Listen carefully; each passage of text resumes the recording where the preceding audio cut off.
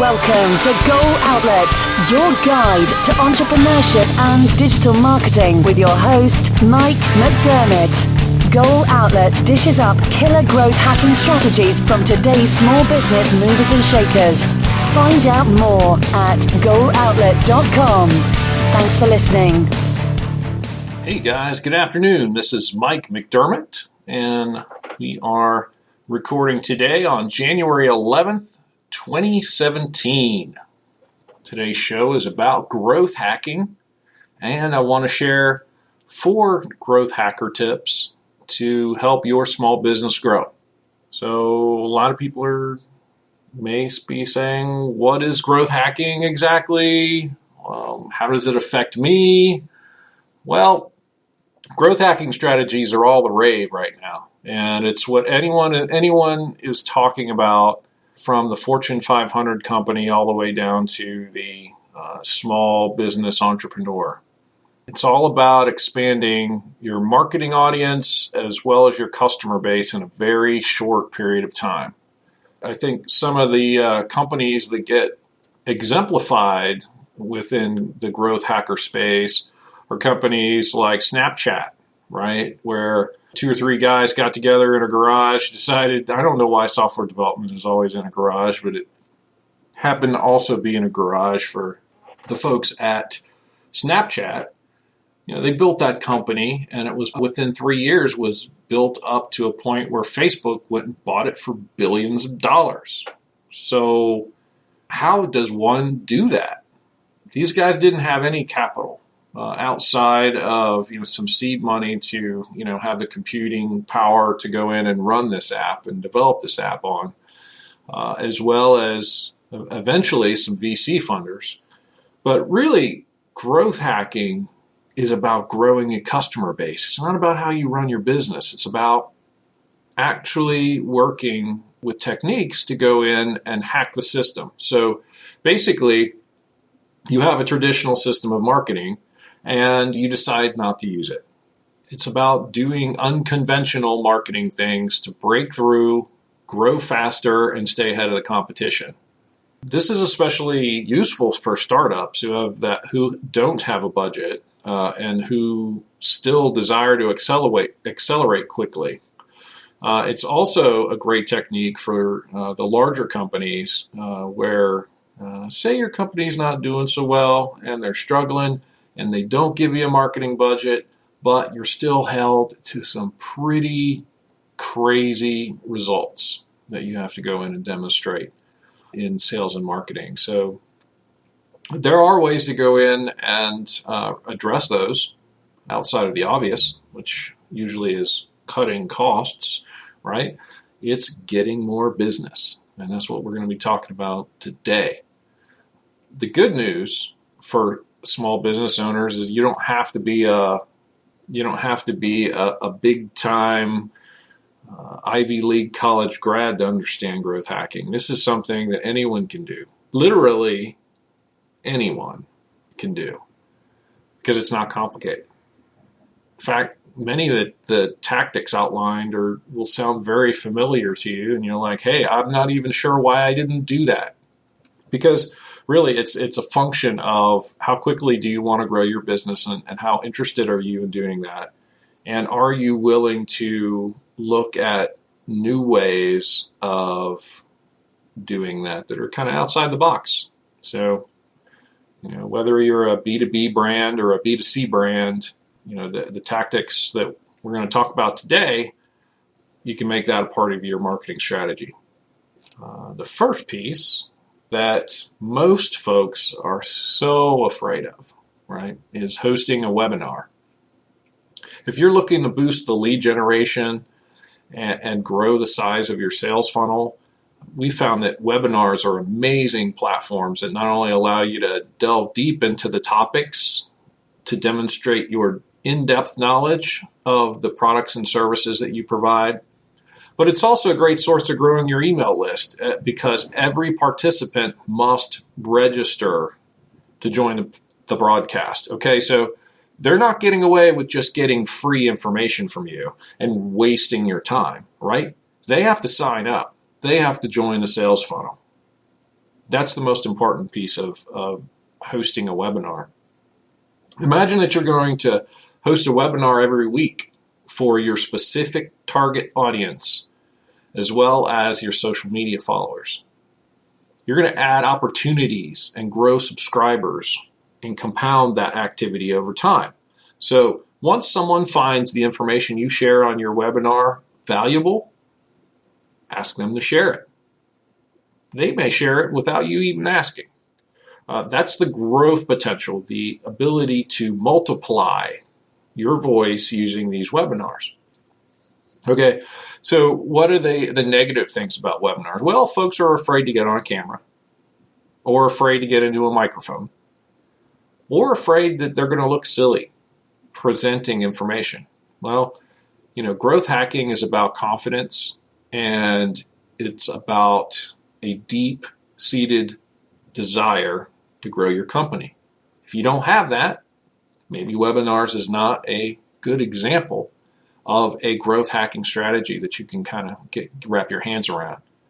Webinars position you as a thought leader and authority in your specific business niche for things like any business that requires that kind of authority, right? Do you practice law? How much do you know about a particular subject before you go into court? It's a great way to demonstrate your capabilities into that.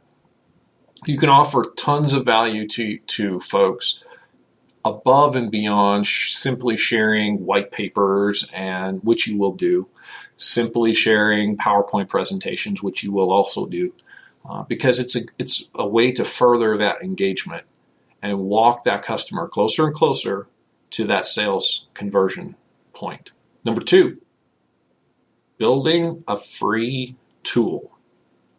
Okay, so why would you spend money to go in and build a tool that would allow customers to do a lot of the work that you do for themselves? Do it yourself, right? Well, that's a good question. One of the growth hacker strategies that we use here at BashFu is the presentation of a tool that we had developed that allows a customer to do their own SEO analysis of their website. Now, why would we want them to do that? Well, we give them, one, it's kind of a handicapped version of SEO in that it doesn't present all of the information. It presents a good portion of it. It gives them a great snapshot. And that snapshot takes them closer and closer to making a phone call to our offices or responding to an email within the email sequence. So this tool gives them just enough information to prove that you are a valuable resource, you know what you're talking about, you're significant in the market. It allows them to get closer to doing that conversion, which is how you grow your customers, which is how you increase the amount of conversions. Other companies, very similar to BashFu, is a company by the name of Moz. They've been in the SEO space forever. They have this thing called Open Site Explorer. It's amazing. It's a tool that allows people to go and freely do a lot of analysis of their website. And then if they're actually a web designer or they got some great technical chops, they can go in and make the changes themselves. They succeed. They grow their business that way. They really appreciate Moz's capabilities. Wait. Maybe there's more on the table, right? They went in and they fixed their website. They have more traffic coming to their website. So their tool worked. The freely available tool on Moz's website actually worked. What do they do now? Well, I'll subscribe to the Moz's email blast, to their newsletter. Maybe you'll even pay for their service because chances are they're holding back with that tool. They actually have more tools to go in and use, to go in and benefit your website. So they present something for free with the opportunity to then get a sale somewhere down the road. Other companies that have done that over time that I know of, HubSpot's a big one. They have their website grader. And CoSchedule has this headline analyzer that goes in and kind of determines how good's that headline you have for your blog post and help you make your information better and your sales and marketing better. So all of this is to increase the likelihood of that sales conversion. So how would you, for your business, build a free tool?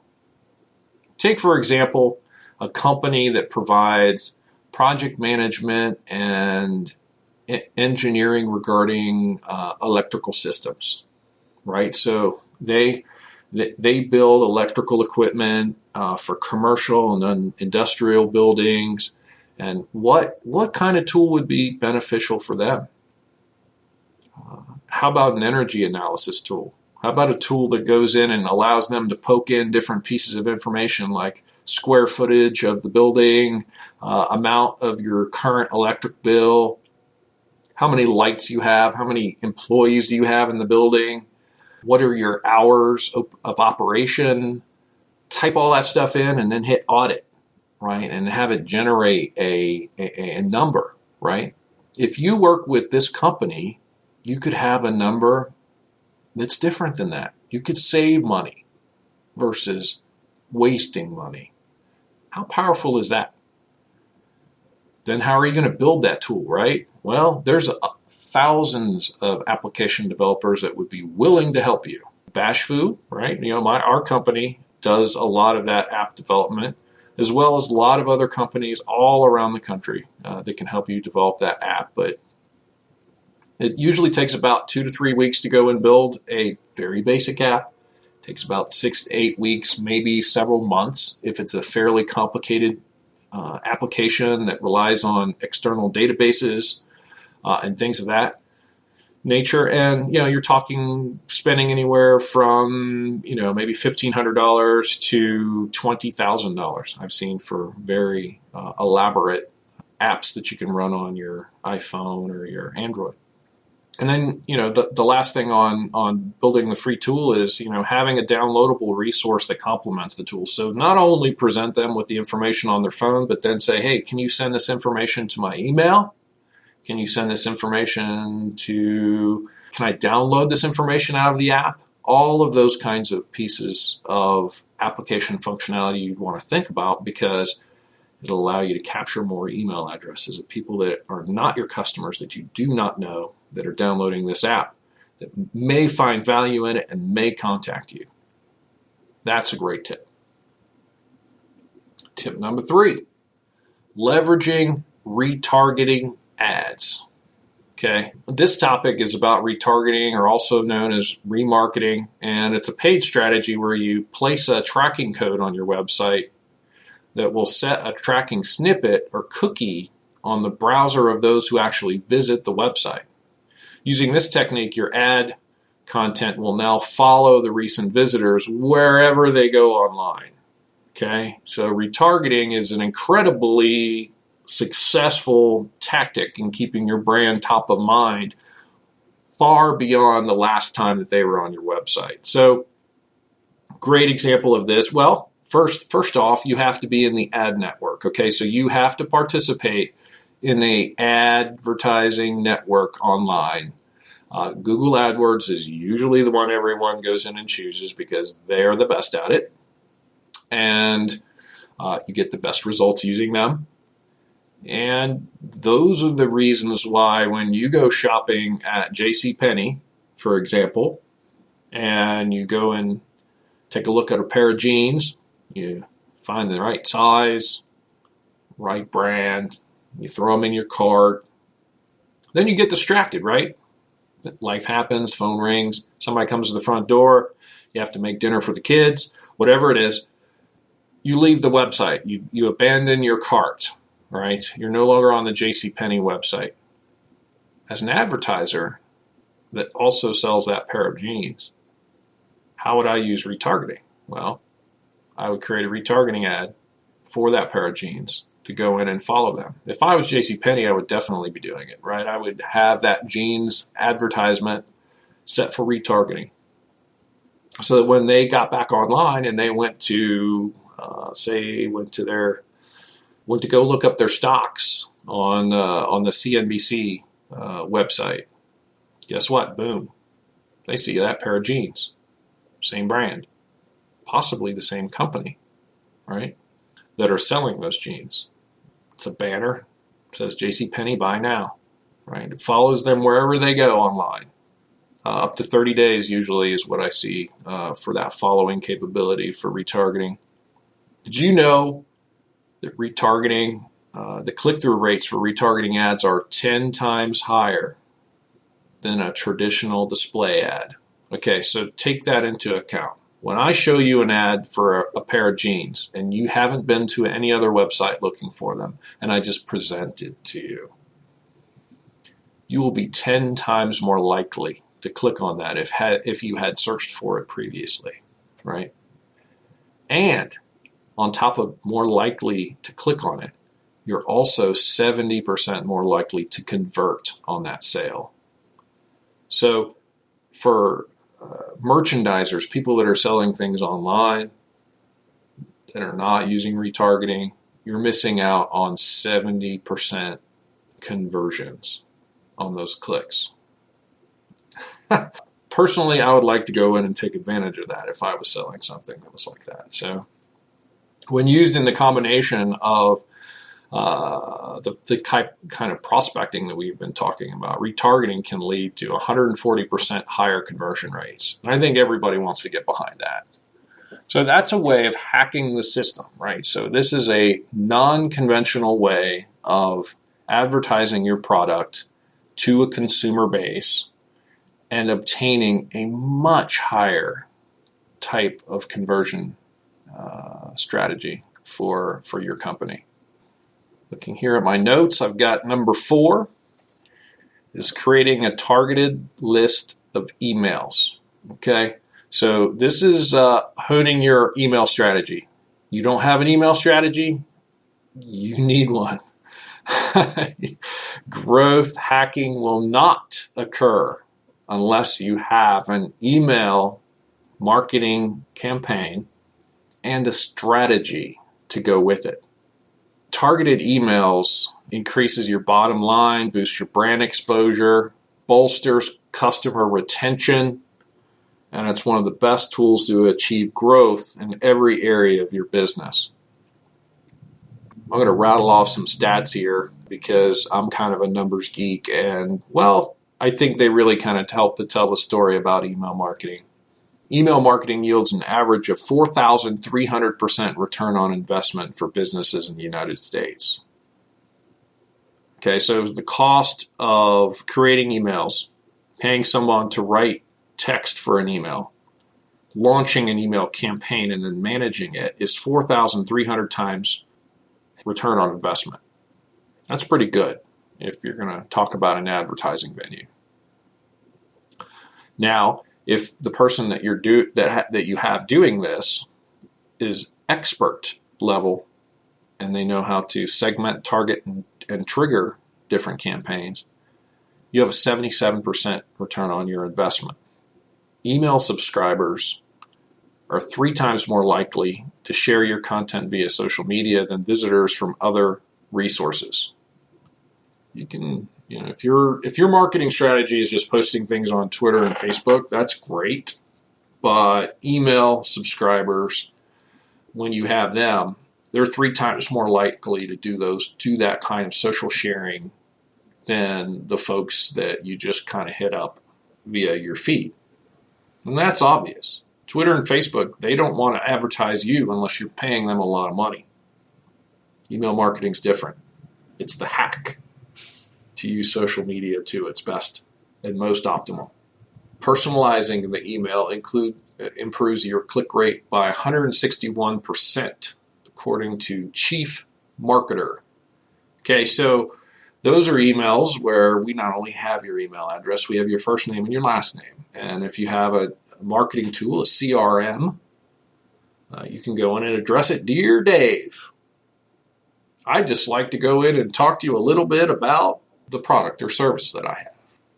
Personalizing your email instead of making it a ridiculous low conversion marketing chattel newsletter really, really brings the conversions up, right? Click rates of 161%.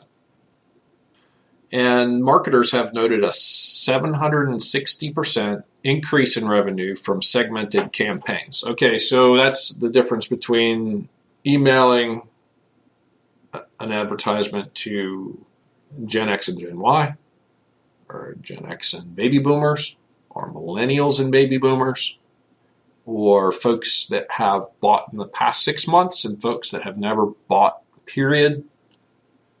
It's that kind of email segmenting, talking specifically into the ear of your prospect, that will get you that growth hacker advantage that you're looking for.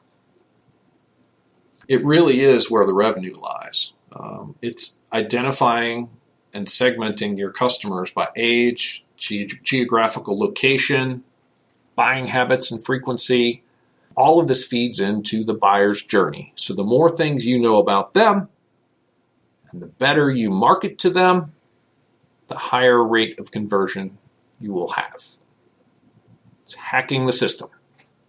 So we talked a little bit about hosting webinars. Are you going to do it in 2017? I don't know. It's like crickets, right? I don't know if you're going to do it in 2017. Hopefully you will. And maybe, within this podcast, I'll be able to share some tips with webinars to go in and kind of push you over the ledge. So let's just say, let's go forward in 2017 and keep webinars on there as a to-do for marketing your company. Building an app, building a free tool, whether it be a web app or a mobile app or some sort of cool download that's customized for your customer. You can do this. You can do it with a few $100. You can do it with $1,000. You can do it with $10,000. However you want deeply, you want to go in and reach into this network that you're building and getting them to react and take that sales journey with you. Listen to your story. That building that free tool is important. Number 3 is leveraging your retargeting ads. Again, if you are advertising on Google today, you have to be retargeting. If you're selling a product, if you're selling a service, maybe not so much. If you're window washing, right? No good way to go in and really retarget that. And it's not a product purchase that is really consumer focused, right? So this is a business. It'd be a B2B sale type of thing. Retargeting ads, absolutely, if you're a B2C company. And then 4, targeting your email lists. Huge conversions difference. You can have an email account. You can have email stuff like Constant Contact or MailChimp, all nice and set up. You can create an email template and email them on the first of every month. A newsletter that has information about your company in it. But maybe it's not helpful. Maybe it's not personalized. Maybe it's not solving a problem that person has. Maybe the heading, the subject of the email isn't clicking with them, right? Do all of those things, and growth hacking can absolutely help you out. For Goal Outlet and Bash Foo, this is Mike McDermott. Much success in your marketing efforts, and we will talk to you next week. Thanks.